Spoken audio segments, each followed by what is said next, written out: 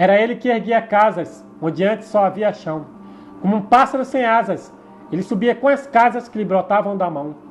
Mas tudo desconhecia de sua grande missão. Não sabia, por exemplo, que a casa de um homem é um templo sem religião. Como tão pouco sabia que a casa que ele fazia, sem da sua liberdade, era a sua escravidão.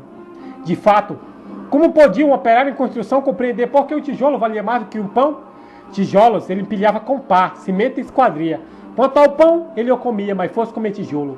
E assim o operário ia, com suor e com cimento, erguendo uma casa aqui, adiante um apartamento.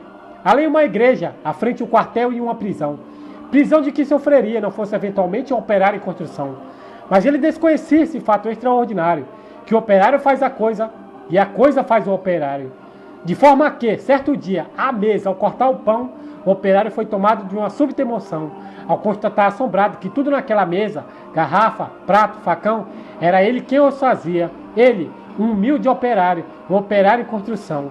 Olhou em torno, gamela, banco, enxerga, caldeirão, vidro, parede, janela, casa, cidade, nação, tudo. Tudo o que existia, era ele quem o fazia. Ele, um humilde operário, um operário que sabia exercer a profissão. Há homens de pensamento. Não saberei nunca o quanto aquele humilde operário soube naquele momento. Naquela casa vazia que ele mesmo levantara, um mundo novo nascia de que sequer suspeitava. O operário emocionado olhou sua própria mão, sua rude mão de operário em construção, e olhando bem para ela, teve uma segunda impressão, de que não havia no mundo coisa que fosse mais bela.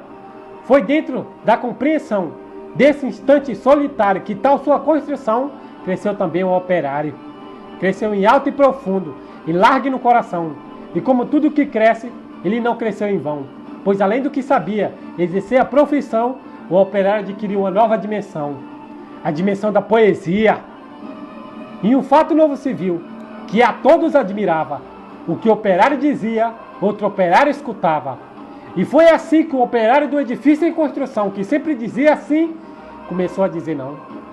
E aprendeu a notar coisas a que não dava atenção. Notou que sua marmita era o prato do patrão, que sua cerveja preta era o uísque do patrão, que seu macacão de Zuarte era o terno do patrão, que o casebre onde morava era a mansão do patrão, que seus 2 pés andarilho eram as rodas do patrão, que a dureza do seu dia era a noite do patrão, que sua imensa fadiga era amiga do patrão. E o operário disse não. E o operário fez-se forte na sua resolução. Como era de se esperar, as bocas da delação começaram a dizer coisas aos ouvidos do patrão.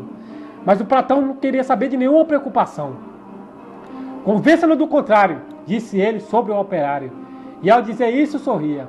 Dia seguinte, o operário, ao sair da construção, viu-se súbito cercado dos homens da delação e sofreu por destinado sua primeira agressão.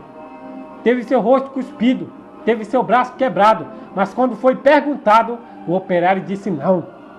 Em vão sofreu o operário sua primeira agressão. Muitas outras se seguiram, muitas outras seguirão. Porém, por imprescindível ao edifício em construção, todo o seu sofrimento misturava-se ao cimento da construção que crescia. Sentindo que a violência não dobraria o operário, um dia tentou Platão dobrá-lo de modo viário, de sorte que o foi levando ao alto da construção, e no momento de tempo mostrou-lhe toda a região, e apontando-o ao operário, fez-lhes essa declaração: dar-te-ei todo esse poder e a sua satisfação, porque a mim me foi entregue. Dou a quem bem quiser, dou-te tempo de lazer, dou-te tempo de mulher, portanto tudo que vês será teu, se me adorares, e ainda mais, se abandonares o que te faz te dizer não. Disse e fitou o operário, que olhava e que refletia, mas o que viu o operário, o patrão nunca veria.